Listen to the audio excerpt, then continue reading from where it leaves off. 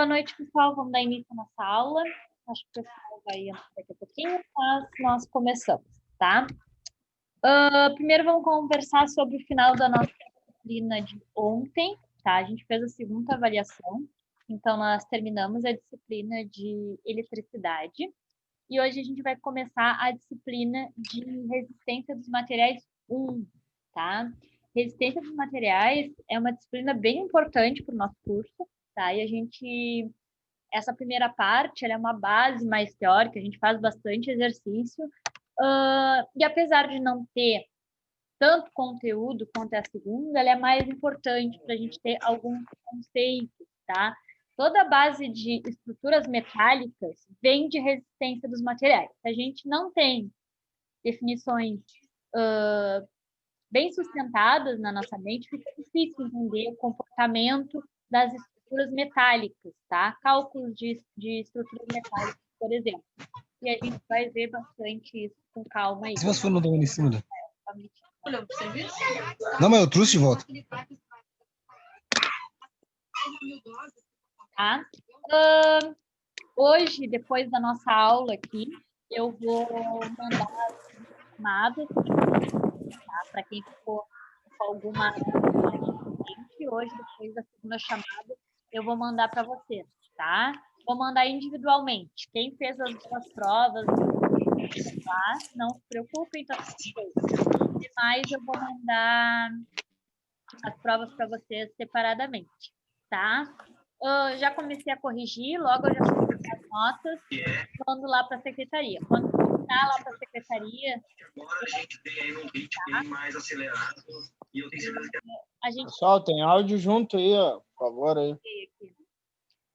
A gente não pode mandar as notas lá no grupo, tá? Mas aí eu mando para a secretaria e aviso vocês. Deixa eu pensar mais o que de recado. De eletricidade foi isso.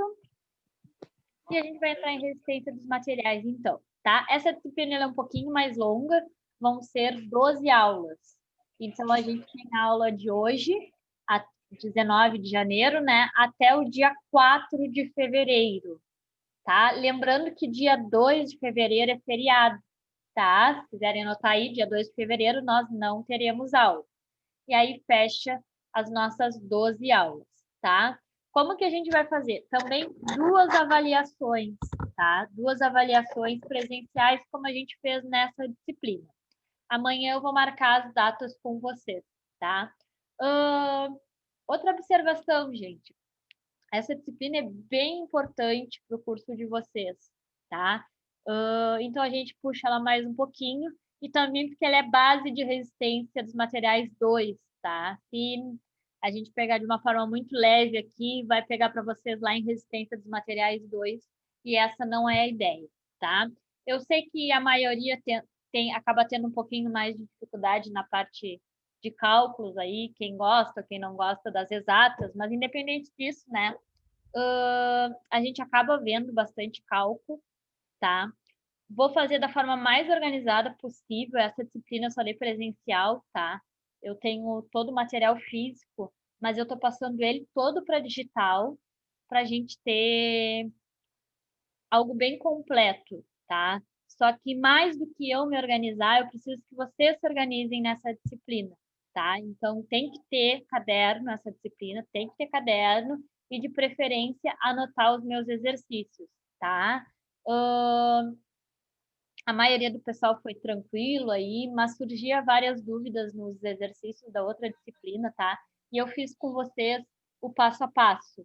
E aí eu percebi que tinham coisas que eram detalhes, tá, gente? Detalhes ali que faltava, porque de alguma forma ou outra vocês não tinham os exercícios. É importante vocês terem eles para se guiarem, tá? Uma coisa é eu estar com vocês ali na prova para tirar as dúvidas, né, que surgem. Quanto mais longo o exercício, mais fácil, né? É de surgir uma dúvida ou outra e se perderem ali no meio do caminho, né? Só que a origem do exercício, assim, isso vocês precisam ter antes da prova, né? Por isso que a gente faz o exercício, tira as dúvidas. Então, essa disciplina eu vou fazer bastante exercício, diferente da outra disciplina que a gente fazia basicamente um exercício de cada matéria. Nessa disciplina eu vou ser um pouco mais repetitiva, tá?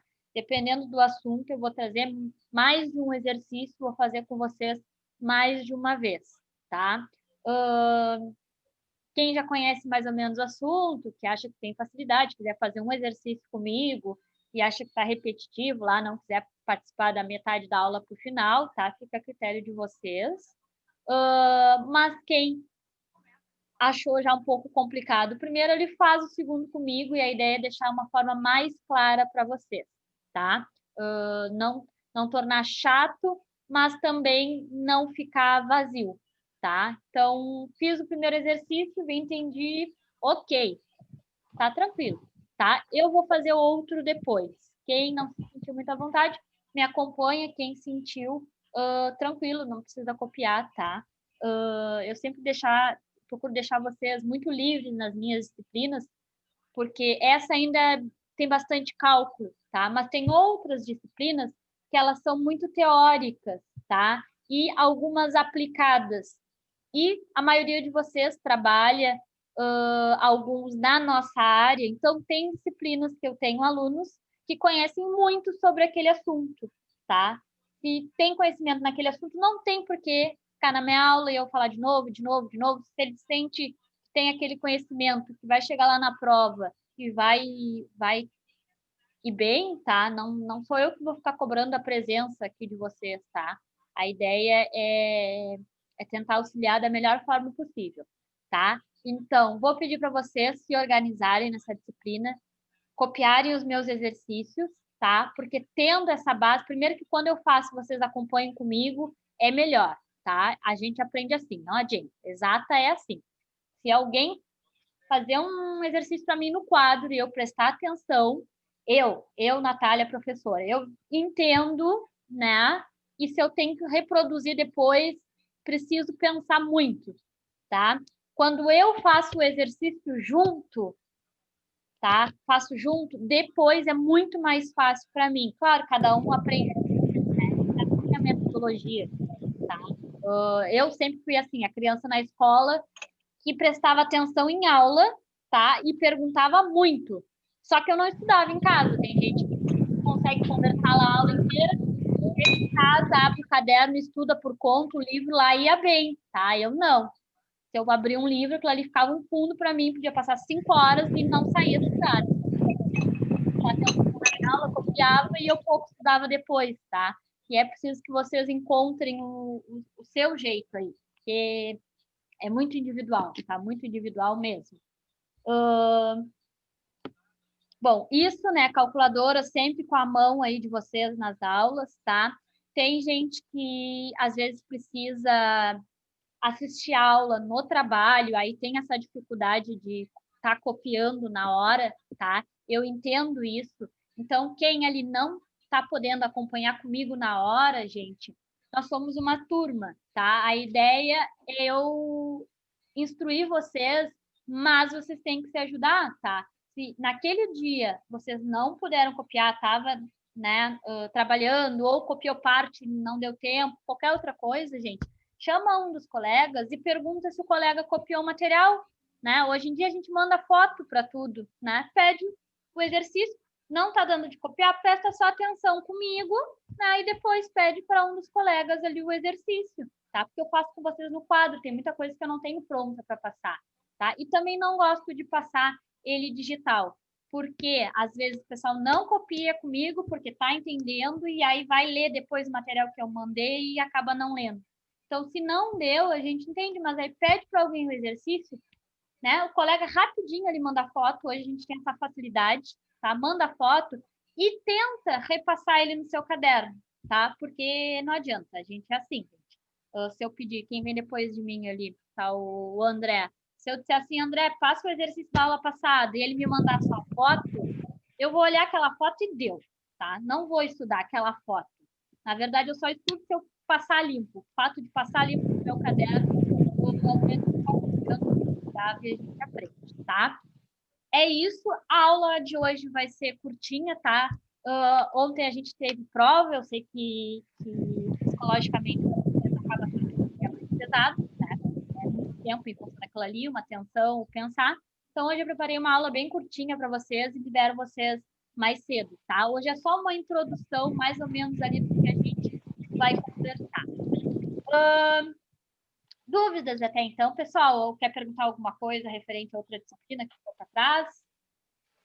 A prova tu vai mandar no final dessa aula individual? Eu vou chamar você separadamente ali, porque ficou 3 grupos. Tem gente que não fez só uma, tem gente que não fez só a segunda e tem gente que não fez as duas. Então, para não mandar lá e bagunçarem, eu vou chamar vocês, tá? Fiquem tranquilos ali que eu procuro vocês no grupo e mando individualmente, já com prazo. Com prazo, ó, data de entrega é tal, tá? Independente do prazo, tá, gente? Mesma coisa, vão tirando suas dúvidas comigo, tá? Tanto do trabalho quanto na aula, tá, gente? Tem aulas aqui que eu incomodo demais vocês para interagirem comigo, tá? Claro que quem está assistindo o trabalho às vezes não pode ficar falando junto, mas quem pode interage comigo, gente. As coisas que eu estou perguntando para vocês não é para vocês me darem a resposta certa, tá? Vou contar um segredo para vocês. As coisas que eu pergunto, eu sei a resposta. Mas eu gostaria que vocês falassem, porque a gente cria uma linha de raciocínio quando a gente pergunta, tá? Ela pode não estar certa, mas ela tem uma base. E aquilo ali faz o raciocínio de vocês ir muito na frente, tá? Então, eu não estou esperando a resposta certa, estou esperando que vocês interajam. Porque, às vezes, eu pergunto uma coisa e eu falo, por quê? Quando eu pergunto por que que o colega que estava ali meio em dúvida já pensa e já sabe a resposta, e assim as conexões acontecem, tá? Então, interajam, perguntem, não entendi, estou fazendo cálculo. Ninguém perguntou nada, mas eu não entendi aquela parte da equação, não entendi isso aqui, me perguntem, tá? Mesma coisa os exercícios ali.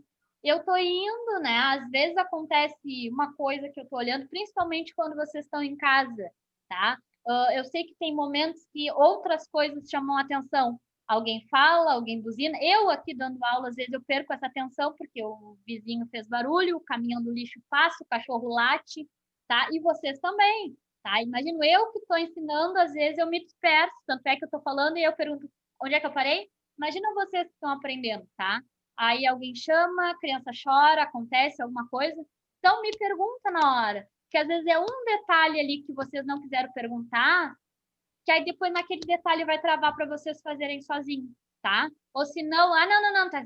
Às vezes, quando ninguém começa a falar comigo, eu engato uma terceira e vou, gente, vou. E aí mesmo que a gente vai indo rápido, tá? Nem que me parou. Parou. Dali ficou, não entendi. Da onde? Do início? Começamos do início, tá?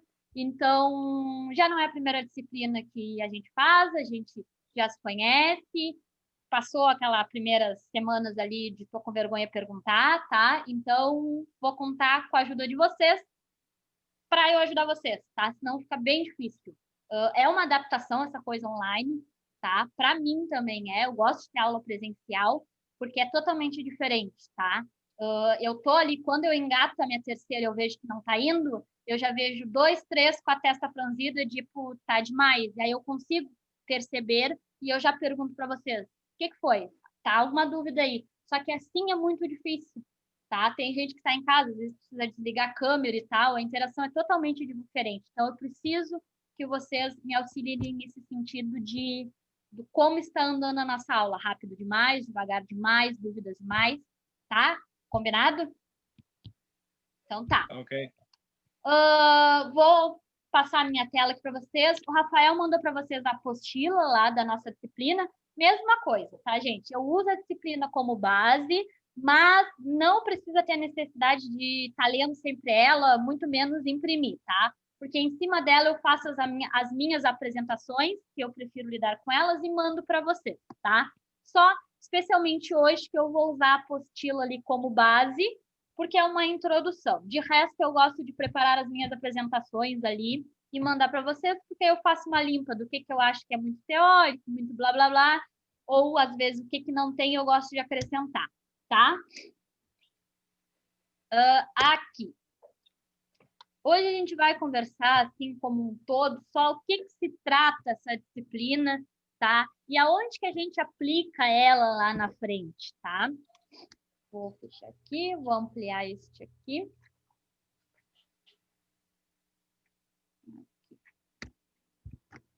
E... Só um minutinho. Vou virar minha barrinha aqui. Ô, Natália, Oi. hoje tu vai chegar a passar algum exercício, não? Não, hoje não. Hoje a gente vai só dar uma introdução do que é a disciplina, mais ou menos o que vocês vão esperar dessa cadeira aí, o que a gente vai conversar. Hoje não, tá? Hoje tá tranquilo. Tá, ok. Tá. Beleza. Aqui. Bom, resistência dos materiais, então, tá? Como eu falei para vocês, é uma disciplina bem importante na área da mecânica, tá? Na área da construção civil, muita base é igual, inclusive é uma disciplina base fundamental para engenharia mecânica, para engenharia civil. Claro que a gente pega aquele conteúdo e aplica, né? Ou de uma forma civil ou de uma forma mecânica. No nosso caso, é a forma mecânica, tá? Só que hoje em dia, né, o mercado tá como, né? A gente sabe que o profissional que é técnico em mecânica, ele é técnico em mecânica, mas ele precisa saber um pouquinho de elétrica, ele precisa saber um pouquinho de civil, ele precisa saber um pouquinho de tudo, né? Conforme o mercado vai ficando apertado, né, se destaca aquele que tem um conhecimento um pouquinho, né, digamos, de tudo aí que está interligado. Então, tem algumas coisas ali, tipo, que é a base de cálculo, é a resistência dos materiais, mas a gente aplica em fundação, tá? Na parte de fundação de construção lá civil, tá? Mas, basicamente, é muito mecânica e importante, tá? Então, vamos falar um pouquinho sobre ela. O estudo de resistência dos materiais tem como objetivo, então, fornecer conhecimentos básicos. A gente vê o quê? A introdução à resistência dos materiais, tá? Esse é um assunto que, se vocês procurarem na internet, aparece muito livro, muito bibliografia, tá? A gente vê curtinho aqui, de uma forma mais aplicada e básica, tá? Para quem vai lá para engenharia mecânica, vai ter 2 anos, tá, estudando esse assunto. Ele é muito amplo. A gente precisa pegar o básico, focar e tentar aplicar ali um pouquinho na prática, tá? Para procurar bibliografia, tem como resistência dos materiais. Se vocês lerem algo como resistência dos sólidos, é a mesma coisa, tá? Cada um chama de um nome, mas tem muito assunto mesmo.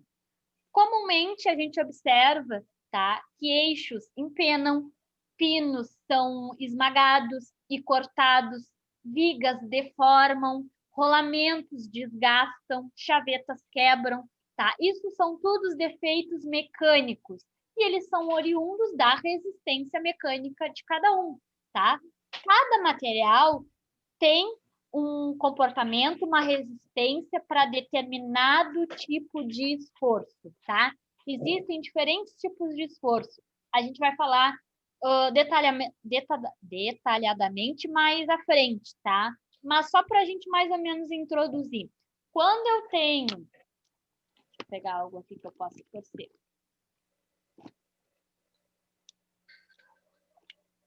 Aqui o meu lápis, tá? Se eu aplico forças para dentro, assim, ó, do meu lápis, eu estou fazendo contração. Se eu puxo para fora as duas, eu estou fazendo tração.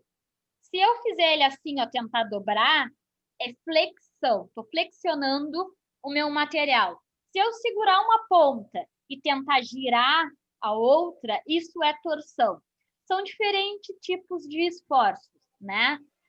Se a gente pensar em um elemento mecânico, cada equipamento tem um esforço diferente. O torno, ele aplica torção, tá? Colunas de uma casa, a gente tem flexão, não tem as vigas de cima ali, um peso, a gente está flexionando ela, tá? Compressão, tração, são tudo esforços que a gente precisa entender um comportamento. E o mesmo material, ele tem uma resistência diferente para esforços diferentes. O que eu quero dizer com isso, tá? Por exemplo, gente... Tem um áudio comigo aí, por favor. Um exemplo bem simples, tá, gente? Uma folha de papel, tá? A gente não usa mecanicamente para nada, mas é um exemplo interessante, tá? Existe um esforço chamado cisalhamento. A gente vai ver mais à frente o que ele é. Mas é literalmente cisalhar, tá, a estrutura do material. Flexão é fácil da gente entender, é fazer isso no material, né? Torção é torcer. O que é cisalhamento? É quando eu tenho um ponto no material específico em que vai acontecer o cisalhamento. Por exemplo, na minha folha de papel, tá? Vocês conseguem ver bem ali aonde eu desenhei. É naquele ponto que eu quero promover o cisalhamento. Então, eu vou pegar de um lado, pegar de outro.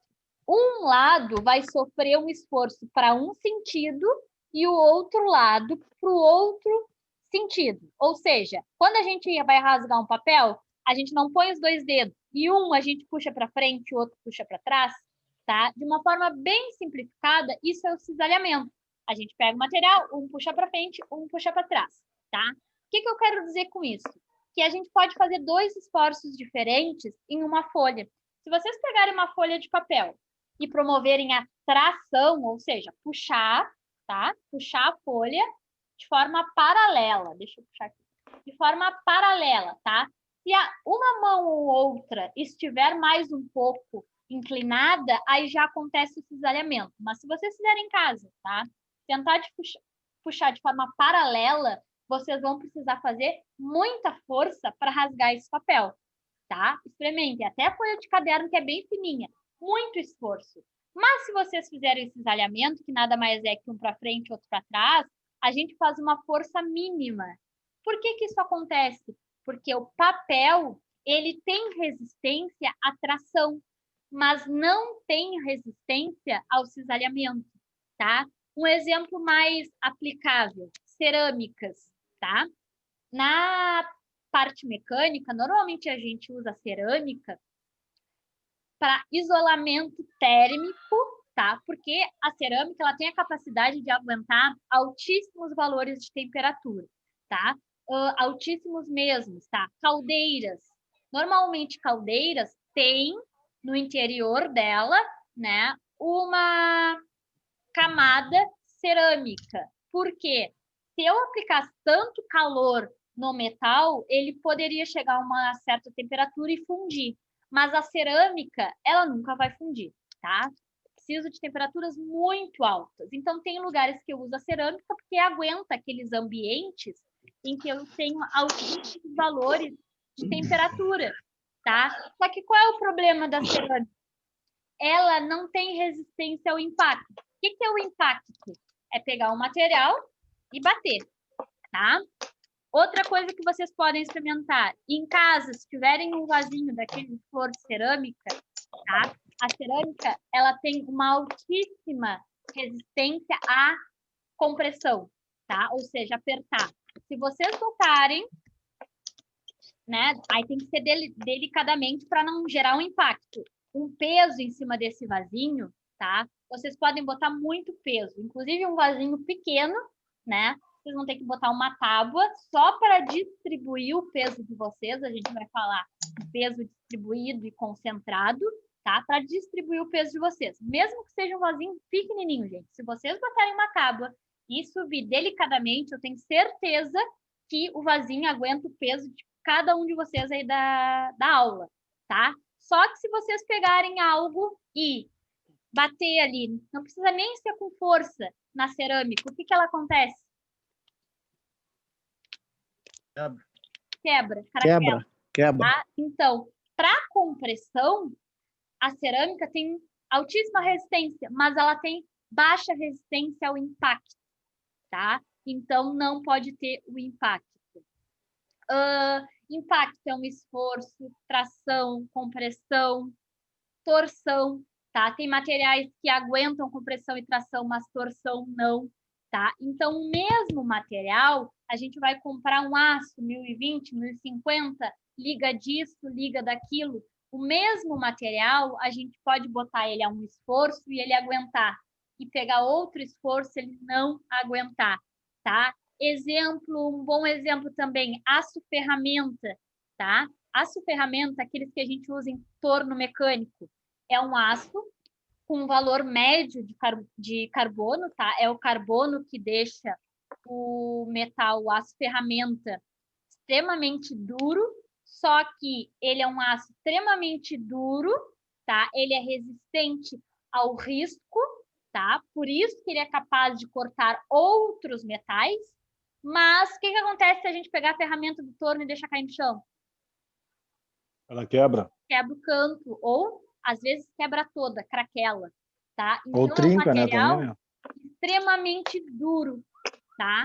Então, ele é capaz de riscar, consequentemente, cortar outros metais também duros. Só que ele é muito frágil ao impacto, que é quando cai no chão, bate no chão rapidinho e isso é impacto, tá? Então, dependendo do material, a gente tem alguns benefícios e sempre vem um malefício junto, tá? Materiais muito duros são frágeis, tá? Eles não têm a possibilidade de se malear quando cai ali, tá? Então, é isso que a gente estuda na resistência dos materiais, tá? Entender, interpretar que tipo de resistência aquele material e que tipo de fragilidades ele tem, né? Dependendo do material, para alguma aplicação ele é ótimo, para outra aplicação ele é péssimo. Então não dá para a gente classificar um material como bom e ruim, tá? Não existe material e bom ou ruim. Um material que para uma aplicação ele é bom, para outra ele não é, tá? Claro que a gente sempre tem que pensar, tem materiais que têm características boas como um todo, só que quem vem junto? O preço, né? A gente sabe que quando a gente vai comprar um material para qualquer situação, sempre tem aquele que é o melhor e tem aquele que dá para o gasto. E normalmente o recurso que a empresa tem é aquele que dá para o gasto, que vai fazer o serviço, tá? Então a gente tem que saber escolher isso. Então, uma peça é projetada, né, para determinado trabalho e a gente tem então que conhecer essas condições para que aquela peça aguente aquele trabalho que ela está submetida, tá? Uma boa compreendimento assim dos conceitos que envolvem a mecânica dos sólidos ou resistência dos materiais está intimamente ligado ao estudo de duas grandezas muito importantes: tensão e deformação, tá? Basicamente, Tá difícil essa minha tela hoje aqui. Vai e volta. Basicamente, as características dos materiais estão concentradas, né, nessas duas grandezas, tensão e deformação. A capacidade que ele tem de tensionar e a capacidade que ele tem de deformar. E a gente vai entender o que são essas tensões e deformações, tá? Mas o que é uma estrutura, né? Toda estrutura tem um valor de tensão e deformação. O que é uma estrutura em si? Tem vários exemplos de estruturas, tá? E eles podem ser classificados em alguns grupos. Vou falar os grupos para vocês aqui. O primeiro grupo, tá, é o bloco. O que define um bloco, tá? Os blocos são elementos estruturais, tá? Nos quais se tem 3 dimensões, tá? A gente vai imaginar ali um retângulo, tá? Não pode ser um cubo, porque o cubo tem só uma dimensão, né? Para ser um quadrado, todos os lados têm que ser iguais, tá? Então, não é um cubo, é um bloco. Normalmente é um retângulo. Quantas dimensões tem um retângulo, né? Em 3D? Tem a largura, a altura e o comprimento, tá? São as 3 dimensões possíveis de um bloco. Então, o primeiro tipo de estrutura são os blocos, com valores significativos numa mesma ordem de grandeza, tá? Por que mesma ordem de grandeza? Porque diferencia blocos de placa. O que é mesma ordem de grandeza? É importante que seja... imaginem um retângulo, tá? Uma peça retangular e uma viga. Esses dois elementos não têm 3 unidades? 3 medidas? Uma largura, uma altura e um comprimento, né? Só que o que diferencia um do outro? O retângulo, ele tem medidas na mesma grandeza, ou seja, a largura é 5 centímetros, a altura é 3 e o comprimento é 8, tá? Esses são valores mais ou menos próximos. Uma viga tem 4 centímetros de largura, 3 centímetros de altura, mas 38 centímetros de comprimento. O comprimento é desproporcional com as outras duas medidas. Então, é por isso que a gente fala que um bloco são dimensões da mesma grandeza, né? Então, um elemento ali com valores parecidos, enquanto uma viga tem um comprimento muito maior, tá? Aonde que a gente usa esse conceito de blocos, cálculos, tá? Na prática. Temos aqui 2 exemplos. Na sapata de uma fundação, tá? Todos os esforços de uma casa, gente, ficam... as forças delas atuam sobre a fundação, tá, gente? E no outro exemplo, bloco de coroamento de estaca, tá? Eu não sei se vocês já ouviram isso, mas quem já escutou que em uma casa, por exemplo, um exemplo prático assim, não importa se a parede é forte ou não, mas sim se a fundação dela é importante. Sim. Já escutaram isso? Porque olhando parece não ter muita lógica, né? O que a gente acha que segura, por exemplo, uma casa para fazer laje? É se a parede está espessa, se a parede é boa. Não, a fundação, tá? A gente vai estudar isso e a gente vai ver que a carga distribuída de uma laje, ou seja, o peso da laje, não atua diretamente em cima das paredes. Ela se distribui, tá? E atua na fundação. Então, se a fundação não for boa, as paredes podem ser muito espessas, que vai dar problema. E por que isso acontece? Justamente pela distribuição de cargas. As cargas, basicamente, são pesos, tá? Às vezes, a gente olha e imagina que o peso de determinado elemento esteja em um ponto, e às vezes não é. A distribuição acontece de outra forma, tá? A gente vai falar um pouquinho disso mais adiante também. Hoje é só para ter uma conversa geral, tá? Temos também as placas. O que são as placas? São elementos estruturais para os quais uma das dimensões, normalmente a espessura, tá, é bastante inferior às demais. Como são mostrados ali, as placas curvas são denominadas de cascatas.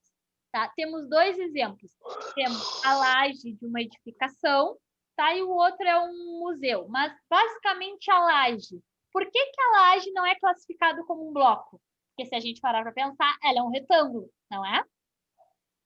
Só que as dimensões não são proporcionais. Eu tenho uma largura e um comprimento grande, mas em relação a essa largura e a esse comprimento, o que a gente acha que é a espessura da laje? Pequena, né? Claro que é importante que a gente visualize isso, porque cada um dá um exemplo, tá? Por exemplo, uma laje. Eu estou chamando de largura e comprimento. E a parte alta da laje, essa aqui onde está o meu mouse, é a espessura. Se quem vem depois de mim ali, o Douglas, ele também pode chamar de altura, tá? Que nome a gente vai dar, não importa, tá? Uma laje tem 3 dimensões, né?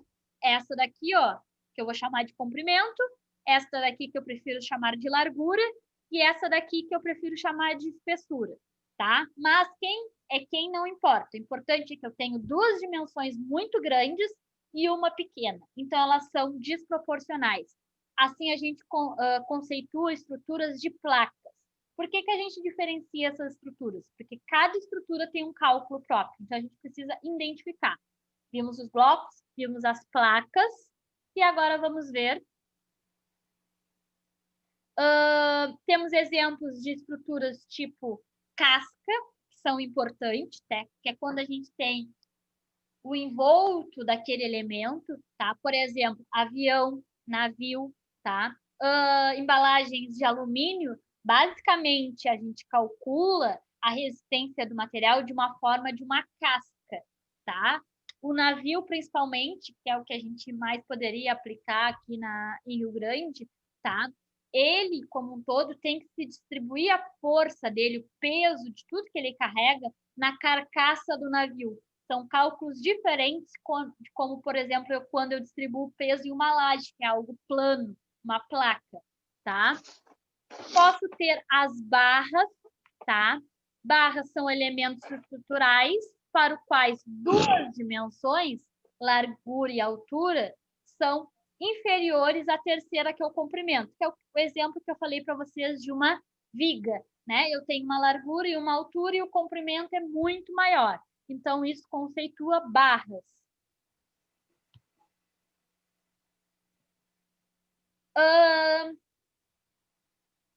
Falando em barras, tá, pessoal? Vou trazer até um vídeo para vocês. Tem gente até que não acredita, tá? Mas todo o cálculo de barras, tá? Uma influência grande que a gente tem nos materiais, a gente não dá muita bola porque é muito difícil. É a frequência sonora de um material, tá? Imaginem só, materiais metálicos têm influência na frequência sonora. Vocês acreditam isso? Por exemplo, estou do lado de uma estrutura metálica, aí eu ligo um som muito alto, essa estrutura cai, tá? É muito difícil disso acontecer, tá? Muito mesmo, tá? Só que pode acontecer. E aconteceu em uma ponte há muito tempo atrás. Vou mostrar o vídeo para vocês, tá? Porque tem muita gente que não acredita. Existe uma frequência específica, tá? Que é uma raridade a gente conseguir chegar naquela frequência sonora, a mesma frequência do material. E pega aquele material que tem uma resistência mecânica alta e diminui muito a resistência mecânica. Fica como se fosse um plástico, tá? E teve uma ponte, esqueci até de baixar, na próxima aula eu vou trazer para vocês, tá? Que era uma ponte grande, um rio, assim, e lá ventava muito. Então, sabe quando dá aquele barulho de vento, gente? Parece um uivo. Exatamente naquela frequência de som ficou a frequência do material da ponte, tá? E aí, num dia de vento, a ponte parecia um plástico, se mexia inteira, tá? Isso se dá em concretos, é o concreto que dá essa frequência, a mesma frequência sonora. E a ponte parecia de plástico, tinha carros, tinha tudo, tá? E aí depois ela caiu, ela se mexeu como se fosse um plástico, uma ponte parecida com essa, e depois ela caiu, tá? Mas isso é uma coisa que aconteceu uma vez na história da raça humana, né? Dificilmente vai acontecer de novo, mas é um fato interessante, porque antes só se tinha teoria de que isso não acontecia. Aí aconteceu, uma grande escala, né? Elementos de forma geométrica de difícil definição, tá? Esses elementos estruturais apresentam dificuldade na descrição do seu comportamento físico, tá? Mas não são menos numerosos que os demais. Às vezes a gente tem materiais que têm a geometria complexa, ou seja, não é nem um cubo bonitinho, não é uma placa, não é uma barra, tem uma geometria bagunçada, mas ainda é importante.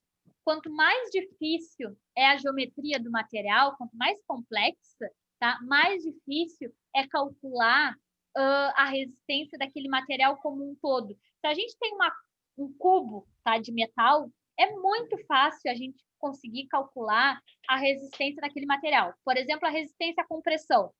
Calculo o meu cubo, consigo calcular exatamente quanto de peso eu posso botar em cima daquele meu cubo sem ele deformar. É bem fácil mesmo, tá?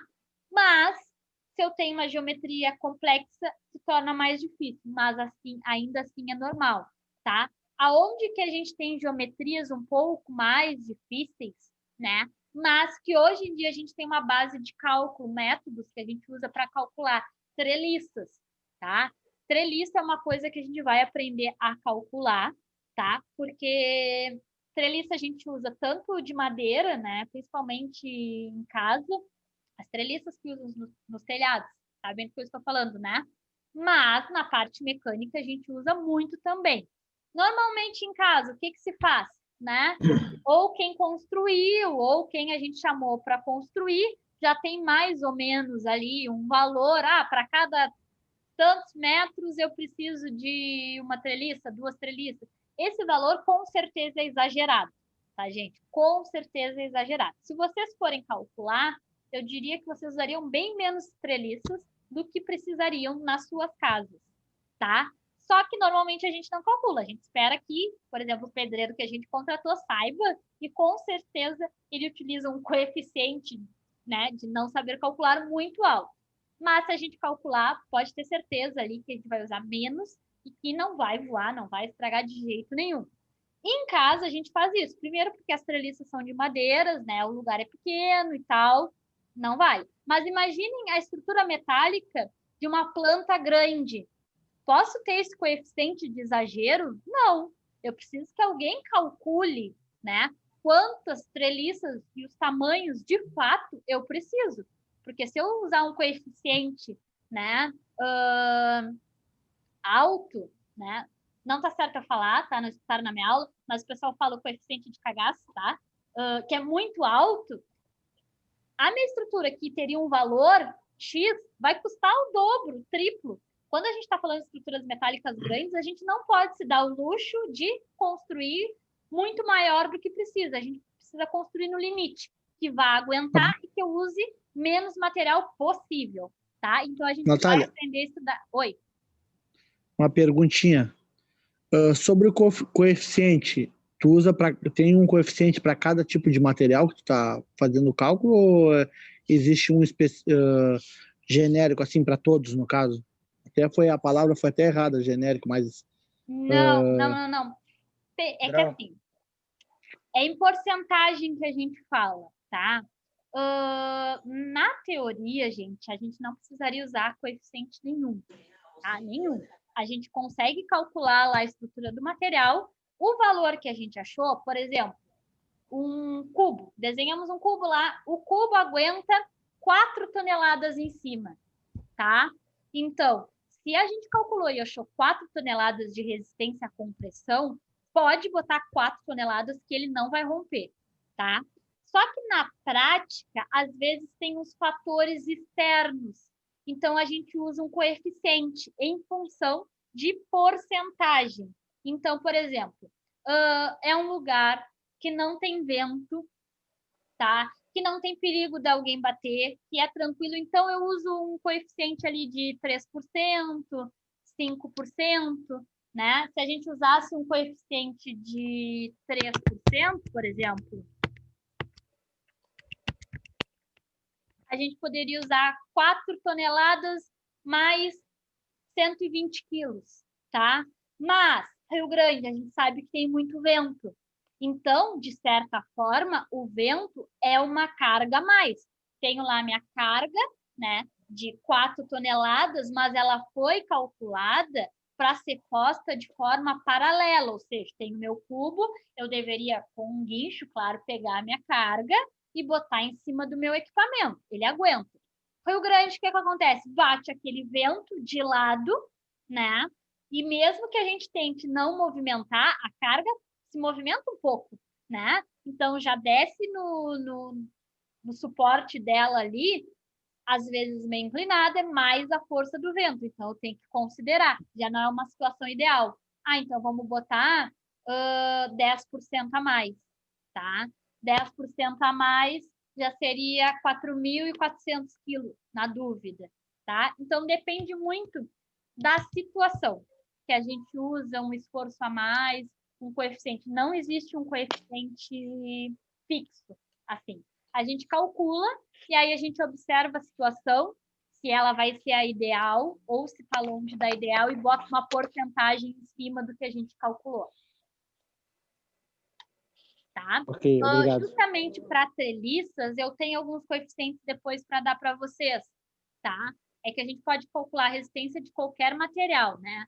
Se é coeficiente de resistência para treliças de madeira em casa, aí eu consigo dizer mais ou menos um valor. Então, a gente calcula, bota mais uma porcentagem em cima. Estruturas metálicas, existe uma norma ali que indica alguns valores, tá? Mas casos muito específicos, às vezes, não tem a norma, né? Então, eu preciso eu imaginar uma porcentagem em cima, né?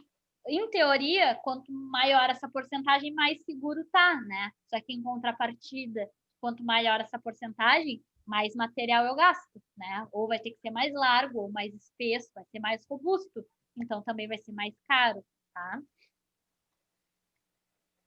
Eu te perguntei isso porque quando eu faço os meus desenhos no Solid, daí eu coloco o simulador, entendeu? Mas eu não tenho esse coeficiente. Daí por isso que essa matéria vai ser importante. Quem é que tá falando comigo que eu não tô Rafael Arona. Ah, tá. Tu desenha ele. Que tipo de desenho tu faz? De treliça? Treliça, suportes, esse tipo de de desenho, né? Tá? Eu consigo E aí- trazer alguns valores, assim, para a gente ter noção. É que, às vezes, treliça a gente usa muito em telhado, em estrutura, né? De teto. Sim. Mas, às vezes, não, né? Às vezes é a base de alguma coisa. Então, por exemplo, se a base de algum equipamento vai ficar dentro de uma estrutura, a gente já não tem o agente do vento. Aí não Sim, precisa sim. focar tanto no vento, tá? Só que, em É, por isso que eu- contrapartida, a gente não pode botar uma porcentagem muito grande nas treliças de teto, né? Porque tem mais o coeficiente de dilatação. Então, a gente faz um cálculo ali, né, para aquele lugar. Se a gente aumentar muito, quando aquecer, ele vai dilatar muito também. Mas a gente consegue ter uns valores. Quando a gente chegar lá em treliça, eu te trago tudo que eu tenho de informação, assim, desses coeficientes, mais ou menos, para tu tentar aplicar. Ok, Natália, muito obrigado. Vamos ver um conceito de forças, tá, gente? Isso aqui é importante para a gente imaginar como que acontece as forças, tá? O conceito de força, ele é introduzido na mecânica como um todo, tá? Força, às vezes, é só a força-peso. Por exemplo, que força a gente está fazendo em cima do piso que vocês estão sentados aí em cima da cadeira?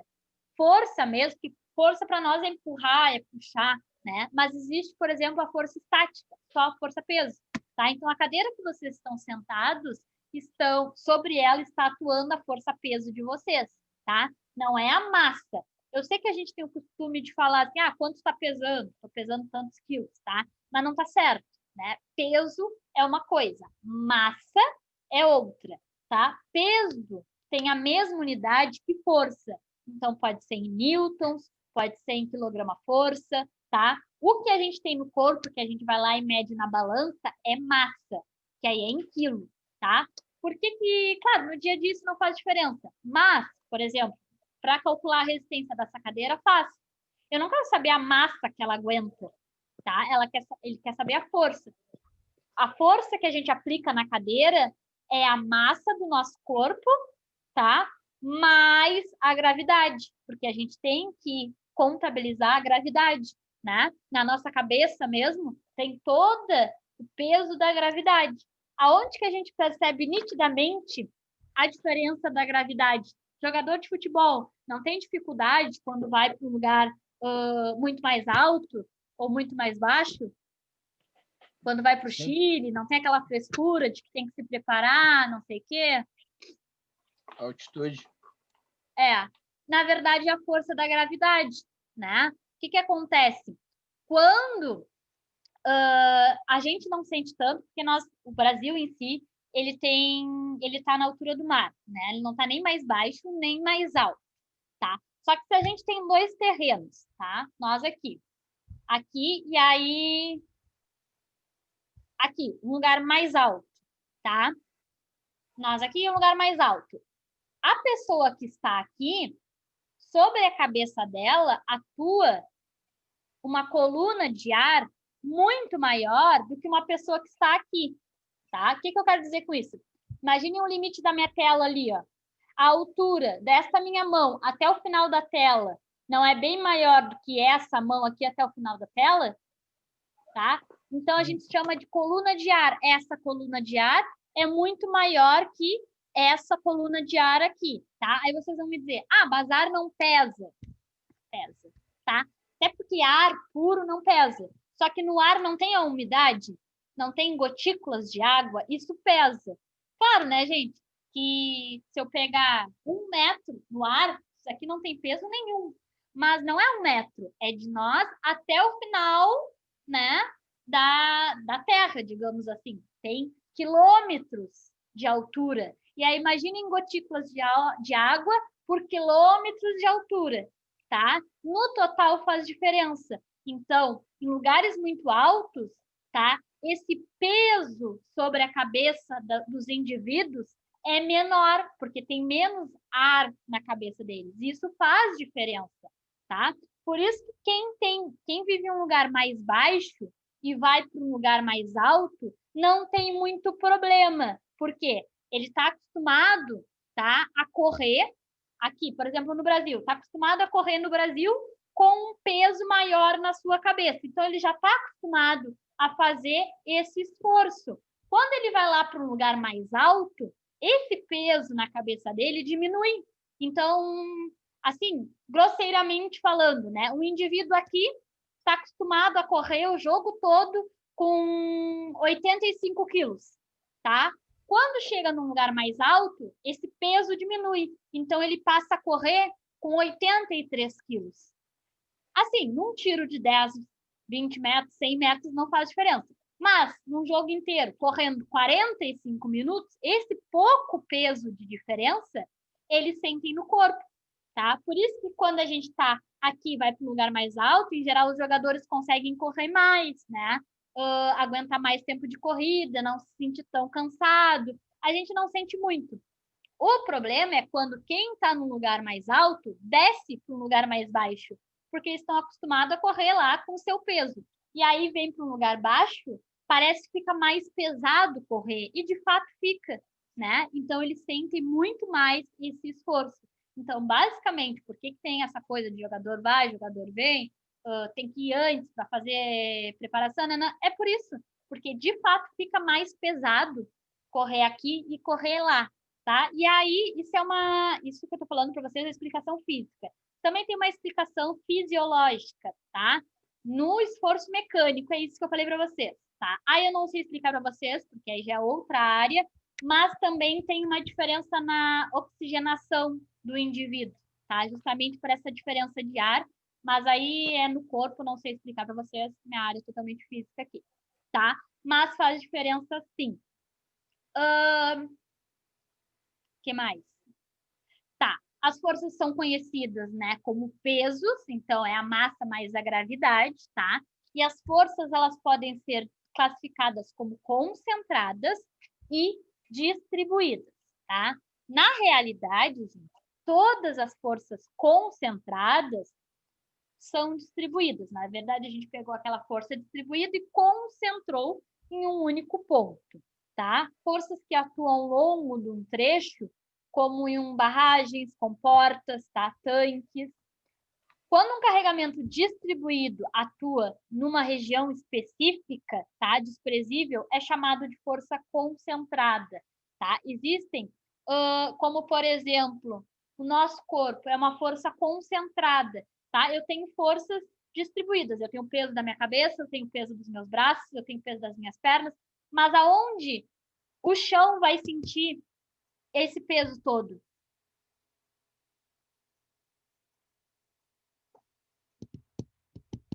Nos meus pés. Então, eu peguei todo o meu peso e distribuí, concentrei nos meus pés, tá? Aonde que mecanicamente isso faz diferença, tá?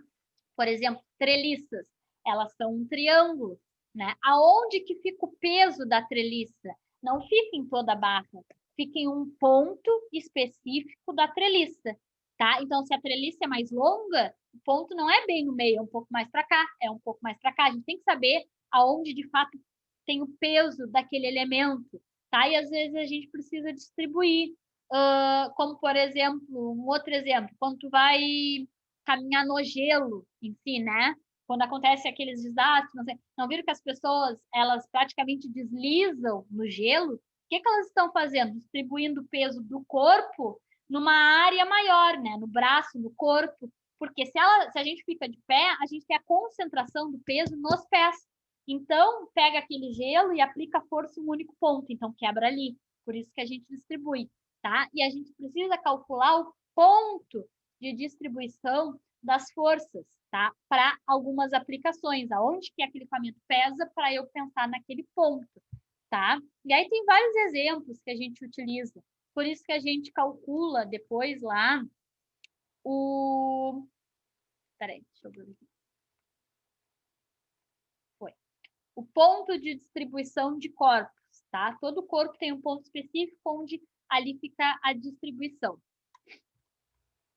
Um exemplo também, daí, tá, é da minha época, deve ser da de vocês, tá? Lembram de uns passarinhos, que na época era na moda, que eles ficavam presos só pelo bico? Isso é antigo pra caramba, gente. Mas alguém deve lembrar disso, né? Podia botar até no dedo, né? É velho, hein? Assim não caía ali. É do meu tempo. Hã? É do meu tempo. Eu ficava girando no preso só para no meu tempo, né? Não tem ninguém tão jovem aí.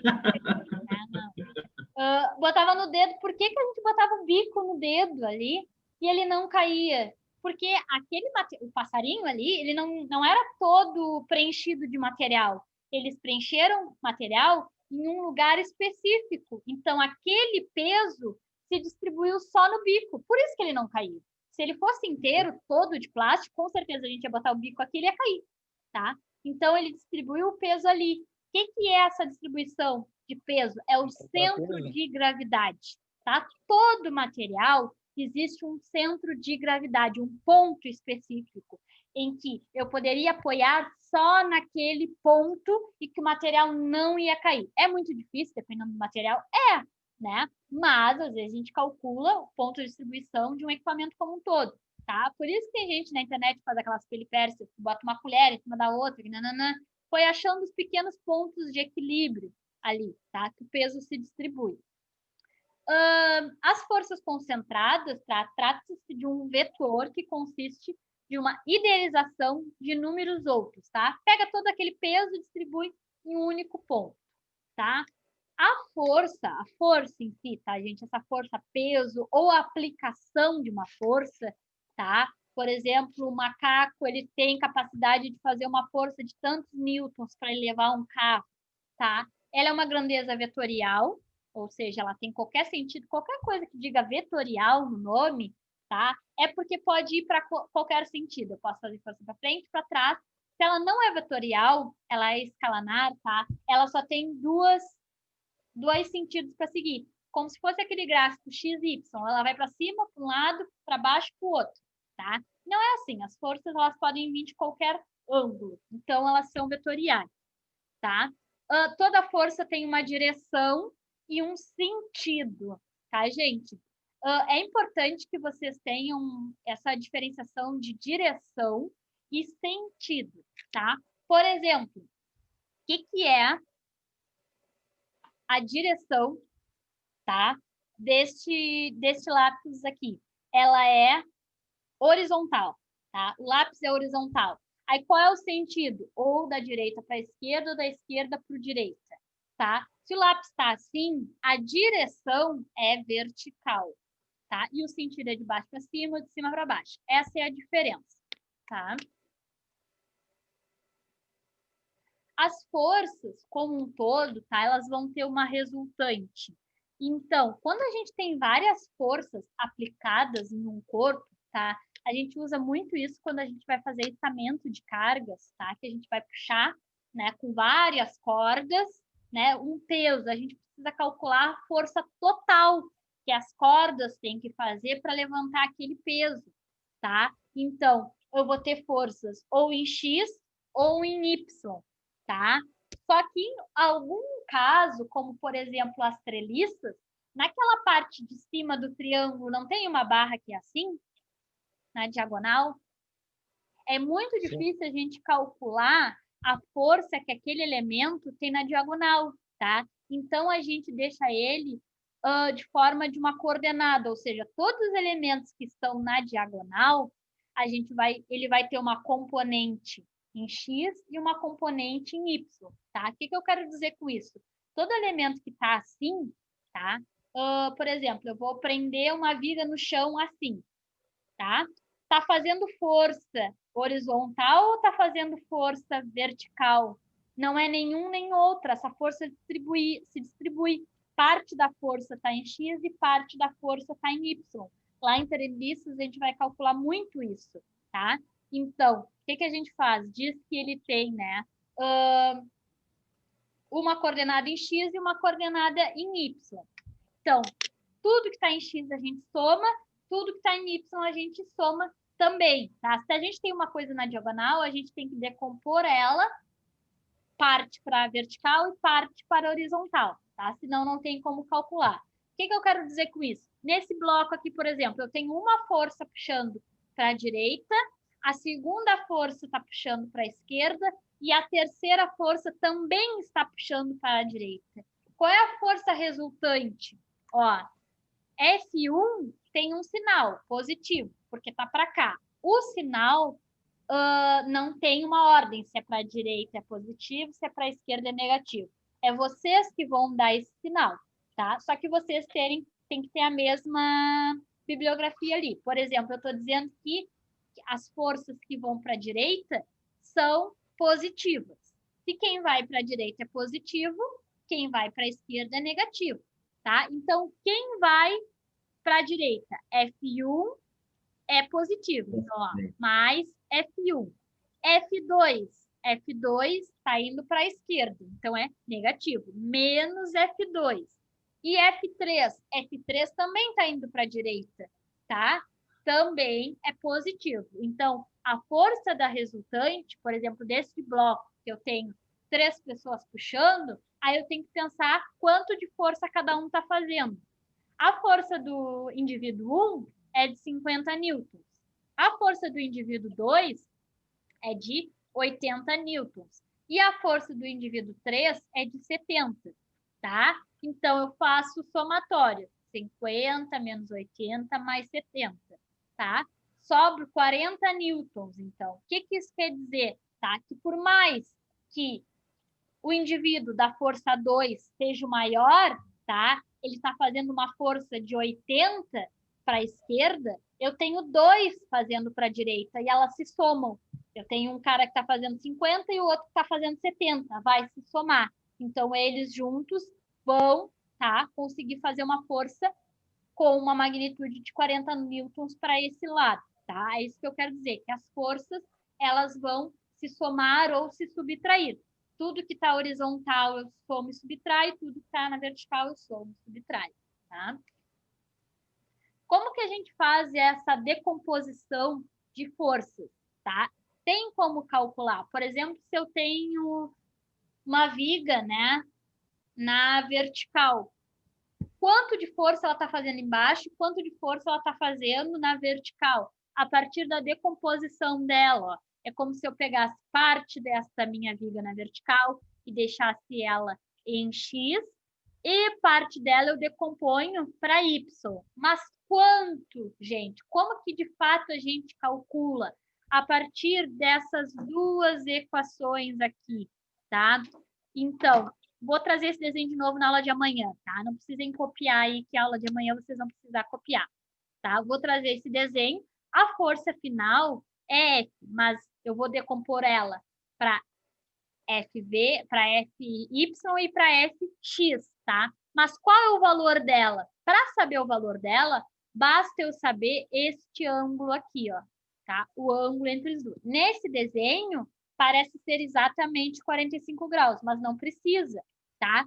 Se o ângulo é exatamente 45 graus, eu não preciso calcular de fato. Por exemplo, eu tenho uma força na vertical de 40 newtons. Se este ângulo aqui é 45, esse de cima também é 45, porque aí fecha os exatos 90 graus, tá? Por isso que eu falei não copie, porque amanhã eu vou trazer todas as figuras com os ângulos e tal. Aqui tem exatamente 90. Se aqui embaixo tem 45, em cima também tem 45. Então, se é 45 e 45, eu não preciso calcular. Eu divido exatamente no meio, tá? 20 vai para baixo e 20 vai para cima. 20 em X e 20 em Y, tá? Mas nem em todo caso é perfeito. Às vezes a minha viga está assim, ó, mais deitadinha. E aqui tem 30 graus. Se aqui tem 30 graus, aqui em cima tem quanto? 60. 60, para fechar os 90, tá? Naquela parte que tem um grau menor, eu vou ter mais peso em X do que em Y, tá? Do mesmo jeito que se ela tivesse assim, ó, bem íngreme, bem para cima, esse ângulo ia ser grande e esse aqui pequenininho. Então, quer dizer que eu ia ter pouco peso aqui em X e muito peso aqui em Y, tá? Mas o quanto em valores? A partir dessas 2 equações aqui, ó. A força dela em Y é o valor da força própria dela na vertical, F, vezes o seno do ângulo. E a força que ela faz em X é o valor da força dela própria lá na vertical, vezes, só que agora o cosseno desse ângulo, tá? Então, às vezes eu uso seno, às vezes eu cosseno. Depende se eu quero x, depende se eu quero y, tá? Mas isso a gente vai ver tudo com calma. Aqui, tá? Por exemplo, aqui, ó, eu tenho uma viga, né? Vertical, parte dela eu vou decompor em x e parte dela em y, tá? A partir desses cálculos. Essa é a força, tá, gente? Então, eu tenho duas coisas que podem ser aplicadas na resistência dos materiais. Força e momento, tá? Momento estático, mas a gente chama de momento, tá? Então, chega nesse ponto aqui, eu lembro para vocês, tá? Lembrem de todos aqueles esforços que eu falei? Tração, flexão, compressão, torção, tá? Como que a gente gera aqueles esforços, tá? Tem dois tipos só de meios para eu gerar um esforço. Ou com uma força, ou com um momento. O que é uma força? Tá? É a aplicação de uma carga, tá? Aplicação direta de uma carga. Ou vertical, ou horizontal, ou se for na diagonal também não tem problema, porque eu vou decompor ela, mas é uma aplicação de força, tá? Pontual, tá? Como se fosse uma flecha. Ponto uma força, ponto outra força. E o momento, tá? É uma força... Opa, falhou aqui. Tá? O momento é uma força realizada, né, que gera esforços quando eu tenho uma torção, um movimento giratório, tá? É os dois jeitos de fazer esforço. Então, vamos lá. Se eu vou apertar uma carga, eu estou gerando uma força ou um momento? Força. Estou aplicando uma força, estou gerando compressão. Se eu estou fazendo assim, o que eu estou gerando no meu material? De dentro para fora? Tração. Tração com uma força, tá? Se eu quero fazer flexão, tá? Por exemplo, flexão, eu tenho uma barrinha e estou aplicando uma força no meio. Aqui está fixo, né? Se eu aplicar uma força no meio, ele não vai dobrar e gerar uma flexão. Então, a maioria dos esforços se dão através de força. Mas tem alguns que se dão através de momento. Como, por exemplo, se eu pegar e girar esse material, que tipo de esforço eu estou tendo aqui? Ó? É um momento, Torção. é um giro. Torção. Então, a torção é gerada através de um momento, tá? A gente fala torção, mas torção é o esforço em si, tá? Mas momento é o que gera o esforço. Por que a gente precisa saber disso? Para algumas aplicações, como, por exemplo, barras, tá? Eu tenho uma barra que está engastada assim. Se eu botar um peso no meio, eu vou gerar flexão, ela pode ou não romper, tá? Mas se essa minha barra está apoiada no meio e eu botar uma força aqui, ela não vai gerar flexão nessa barra. O que ela vai fazer com essa barra? Vai torcer. Vai dar problema? Vai também, mas são problemas diferentes. E aí a gente analisa de jeitos diferentes, tá? Então, olhem esse desenho que eu falei para vocês. Ó. Neste ponto aqui, se eu aplicar uma força na diagonal e esse meu ponto é fixo, o que vai acontecer com essa minha barrinha? Vai gerar um momento. Então, eu tenho um momento e eu vou gerar uma torção, tá? Então, basicamente, eu tenho dois tipos de aplicações, forças diretas e momentos, tá? E ela é estudada a partir de ponto, tá, gente? Porque eu tenho esta barra aqui, tá? Se eu vou analisar o esforço nesse ponto aqui, exatamente embaixo da reta, tá? E eu tenho uma força assim, o que vai acontecer com esse meu ponto? Nada, só vai sofrer se aqui, ó, onde está o meu mouse, o X, se ali, por isso que a gente tem que analisar a estrutura como um todo, se exatamente onde está o meu mouse ali, tá? Eu aplicasse uma força, o que ia acontecer com a minha estrutura toda, a minha barrinha?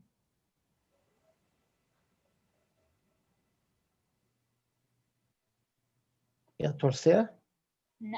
Exatamente no mouse, não ia acontecer nada, porque aquela minha força ali é fixo. Exatamente onde está o meu mouse é fixo. O resto não, tá? Se eu prendesse a minha barra naquele ponto e tem uma força exatamente em cima daquele ponto, não vai acontecer nada. Ela vai se decompor em X e ela vai se decompor em Y. Se eu estudasse a fixação dela exatamente embaixo da força.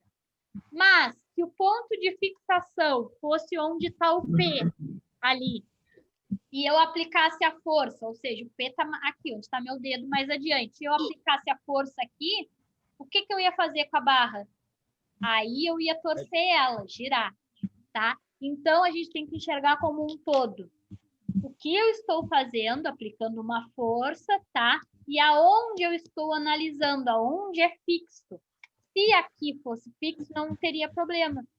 Mas, se a fixação for feita aqui, aí eu tenho a torção, tá? Então, por isso que, quando eu vou fixar elementos, eu não posso fixar eles de forma aleatória, tá? Fixar para ficar preso. Tem que ficar aonde vão estar as minhas forças atuantes. Porque daqui a pouco, se eu fixo a minha peça em um ponto e a força está acontecendo em outro ponto, por exemplo, aqui, nítido, tá? Fixei lá a minha barra e aí estou fazendo uma força lá na outra extremidade. Aí vai gerar um esforço, ela vai girar, vai quebrar, tá? Então, eu tenho que ter pontos de fixação específicos. Como que eu vou saber? A partir da onde estão acontecendo as forças, para pensar como eu vou atuar de uma maneira segura, tá? Outro exemplo de momento, tá? Esse vocês conhecem o que? Como torque, tá? Torque é um momento específico, tá? Por exemplo, torque é um momento quando eu aplico uma força a exatamente 90 graus, tá? Então, o que eu tenho com isso? A mesma barrinha. Se eu estou aplicando uma força aqui, vai girar a minha peça? Vai. Mas isso é um giro, isso não é um torque, tá? Por quê? Vai girar, mas com um valor baixo, tá? O que é torque? Quando eu aplico uma força exatamente a 90 graus. Assim, o movimento é o mesmo, tá? Só que o torque é o maior valor de momento, tá? Como que eu sei disso, tá, gente? Porque qual é a equação de momento? Equação de momento, não precisa anotar, mas a gente vai ver, tá? Momento é o valor da força, F é a força que eu vou aplicar, beleza. Dzinho é a distância entre aquele ponto que está fixo e aonde eu estou aplicando a força, tá? Olhem a figura aqui, ó. O que é D? É essa distância, da onde que está fixo, que do meu ponto é P, até aonde eu estou aplicando a minha força. É isso que é D, tá?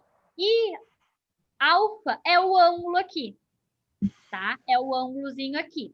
Por que o torque tem que ser a 90 graus? Façam na calculadora de vocês aí. Seno de 30.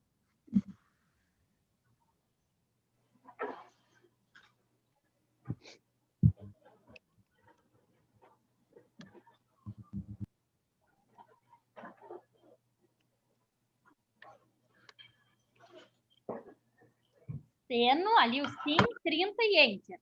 Quanto é o seno de 30?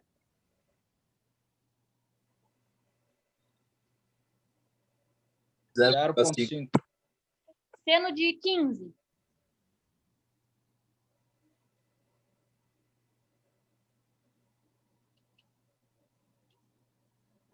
0,2588. Tá, um valor menor ainda. Deu vários números depois da conta. Isso, então eu já vi que se eu botar seno de 12, vai dar um valor pequeno, 0,2 alguma coisa.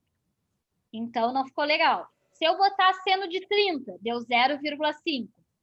Mas eu não quero 45, eu quero passar, porque quanto maior o seno, melhor. Botem seno de 60.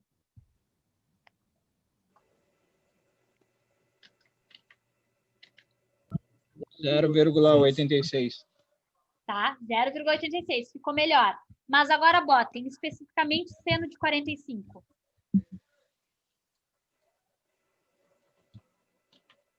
,70.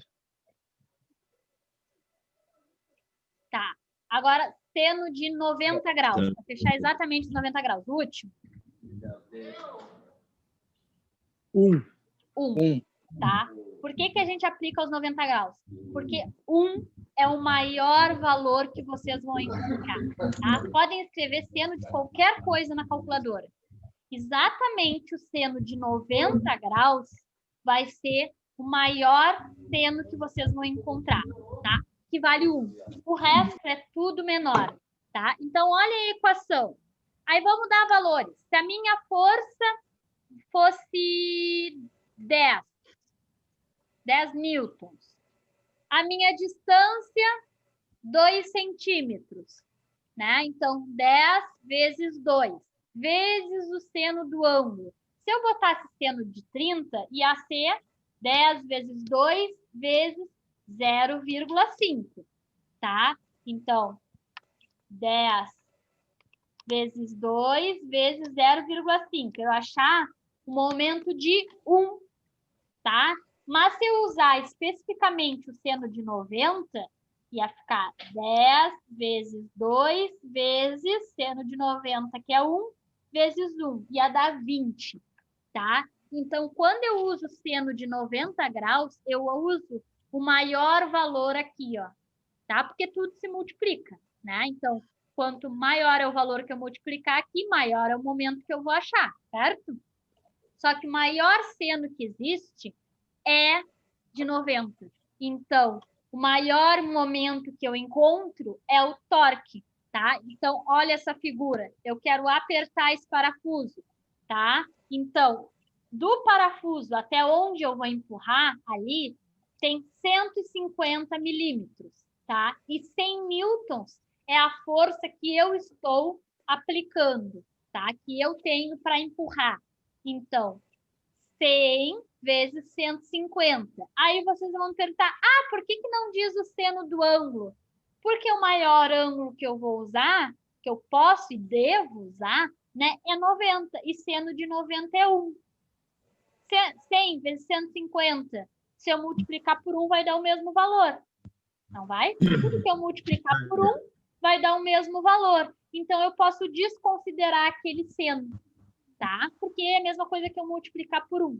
Só que eu tenho que empurrar a exatamente, tá? 90 graus. Se eu empurrar de ladinho, tá? Vou fazer um torque? Vou, mas vou fazer um torque menor, tá? Então, eu vou estar me esforçando mais e promovendo um torque menor.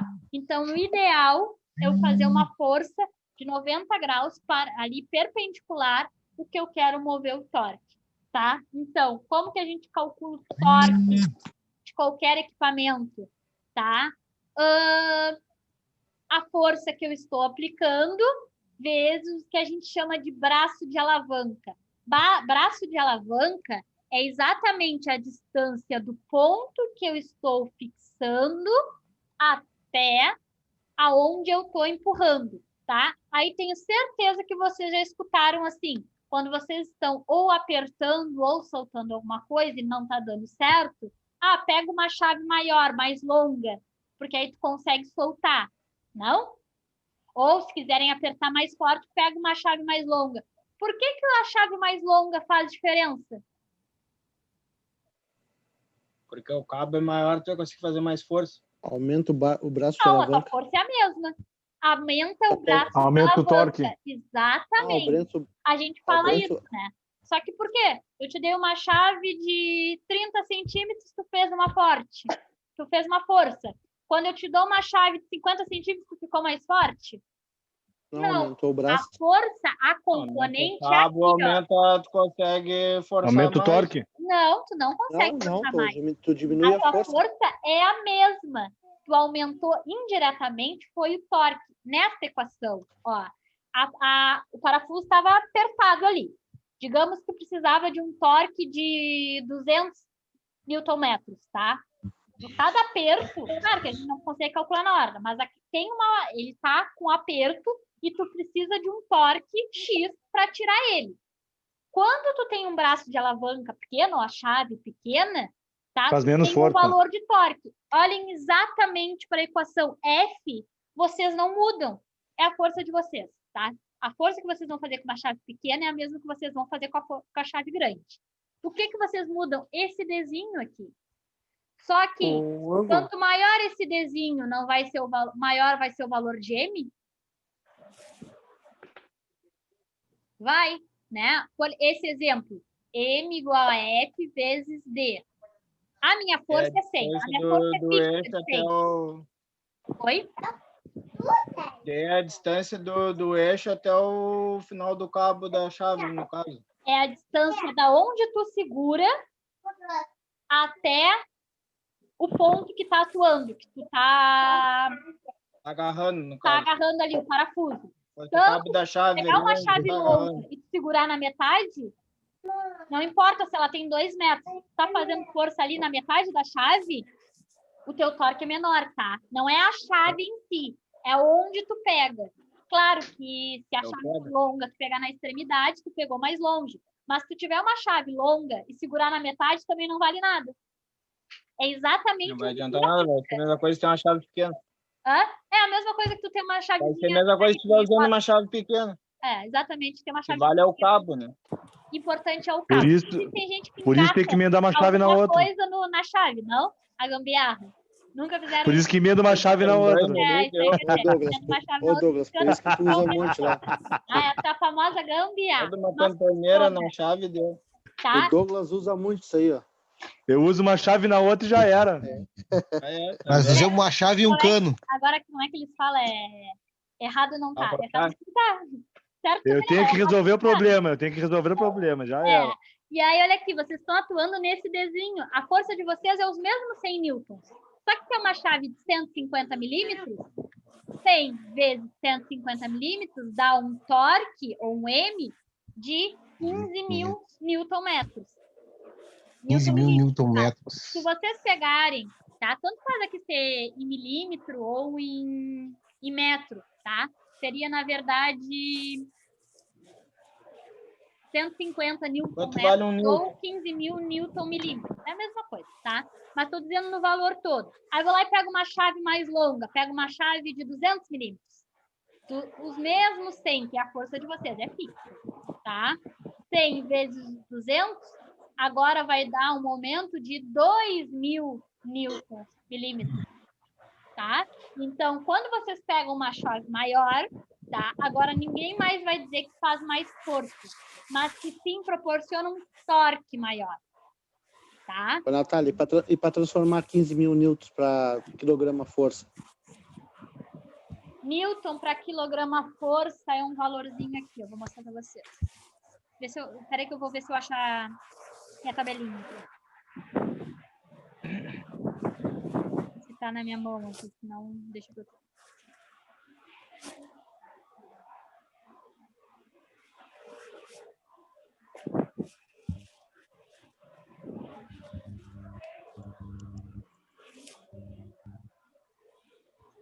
Aqui. É 0,02. São muito parecidos, tá? 1 newton é igual a 0,102 quilogramas força, tá? Isso falando bem certinho. Em geral, as pessoas arredondam, tá? Então, 1 newton é 0,1 quilogramas forças, tá? Então, tu tem que multiplicar por 0,1. Então, por exemplo, 15 mil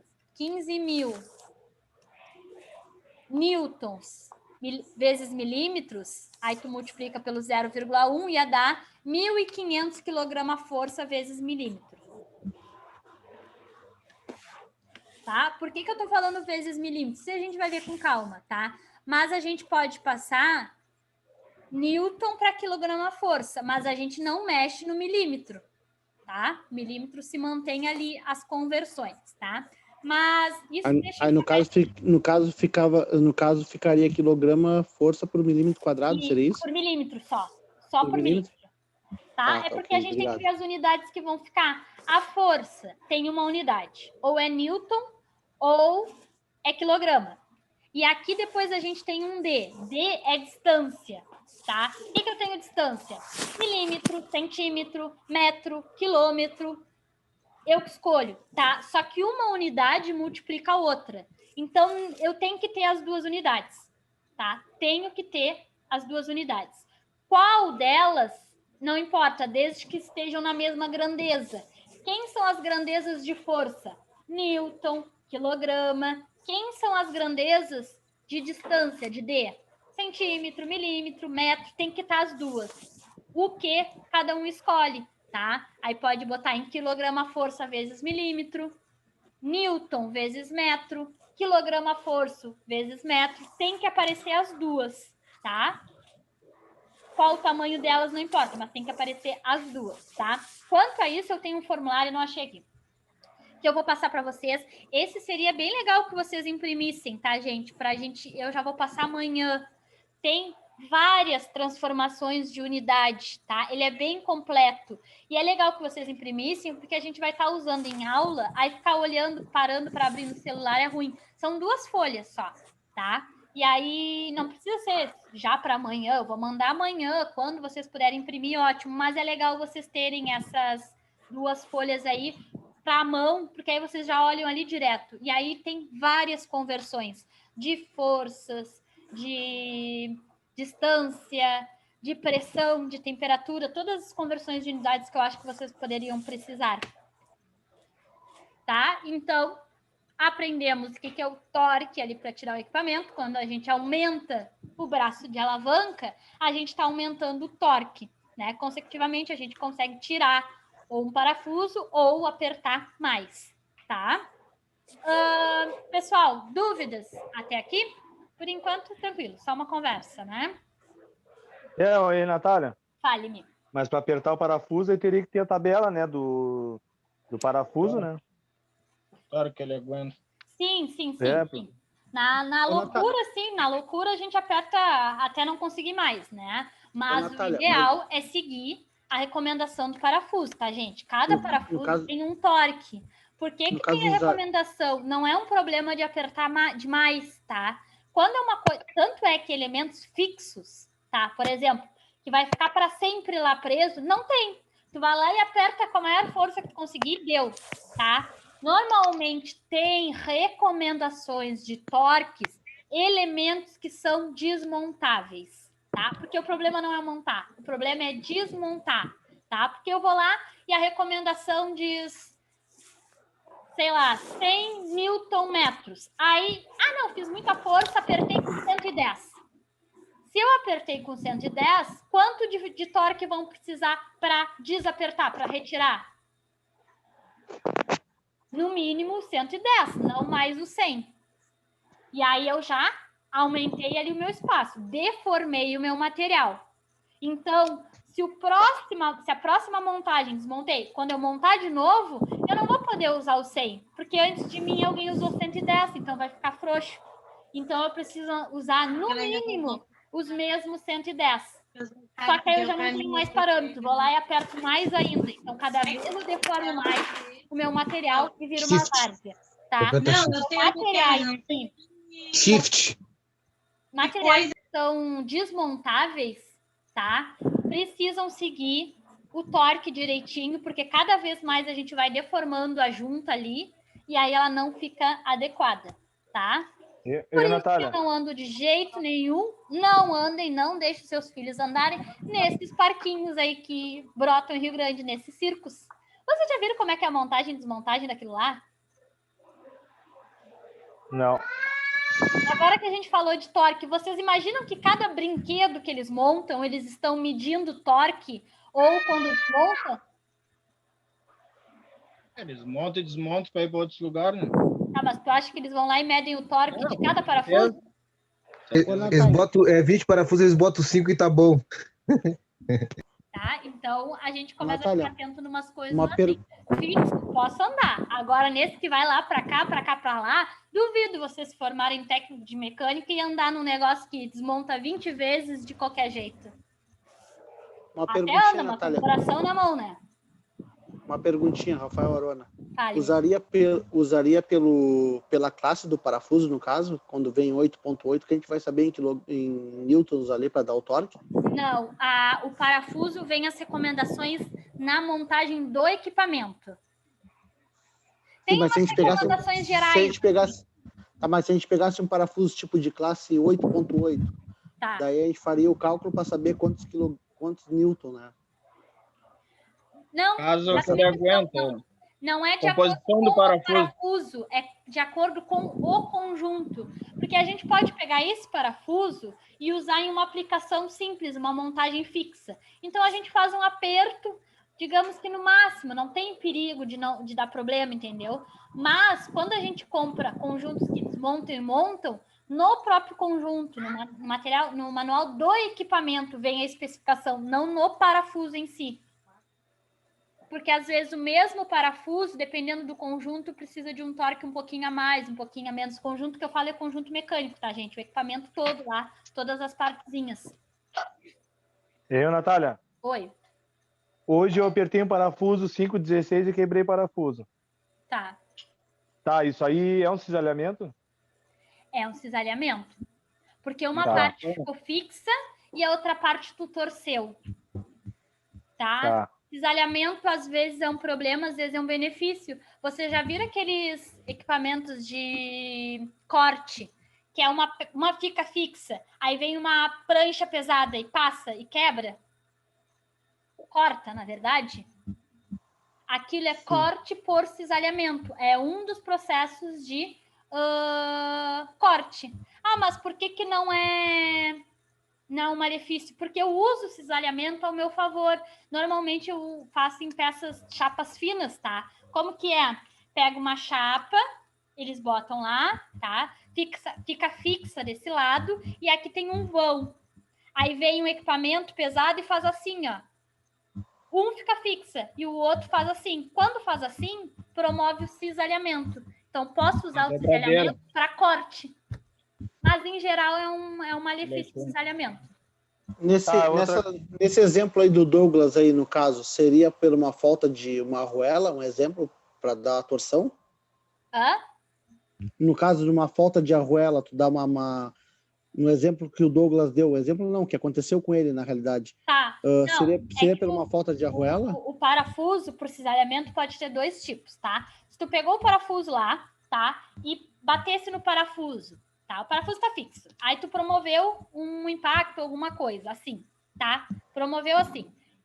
A parte de baixo tá fixa e tu bateu na parte de cima, arrancou a parte de cima. Tu promoveu o cisalhamento. O inverso também, a parte de cima tá fixa, aí tu foi lá e bateu na parte de baixo, quebrou.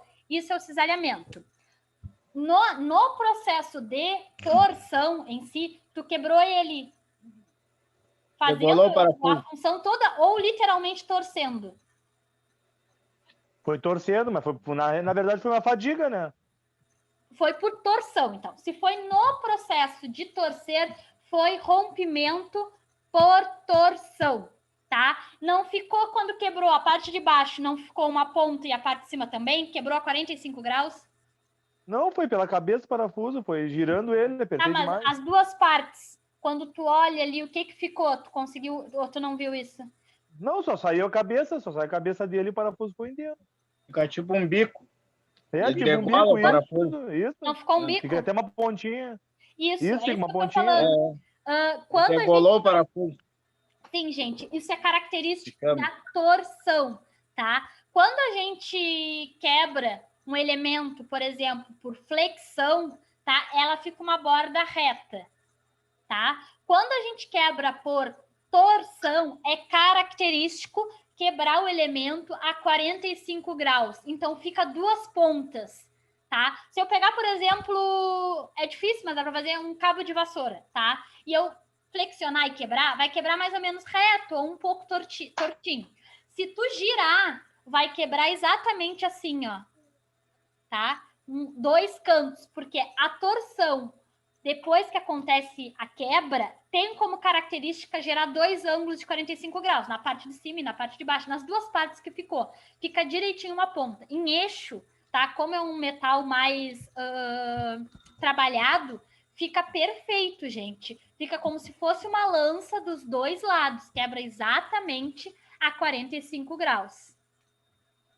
Do mesmo jeito que a gente consegue saber quando é uma fratura duro ou uma fratura frágil, tá? Quando a gente tem um material extremamente frágil, como, por exemplo, um aço ferramenta, tá? Um eixo, tá? eixo de um aço extremamente frágil, muito duro, mas frágil, quando quebra fica lisinho. Quando o material ele tem uma deformação, uma mobilidade maior, uma deformação plástica maior, e ele quebra no meio, ele fica pontinhas. Então, se a gente tem um eixo, tá? Comparar dois eixos que quebraram. Aquele material, só olhando, tá? Aquele material que no corte ficou mais lisinho, pode ter certeza que aquele era um eixo de um material mais duro. O material que é menos duro, quando quebra, ele não quebra perfeito. Ele fica como se fosse umas pontinhas, tá?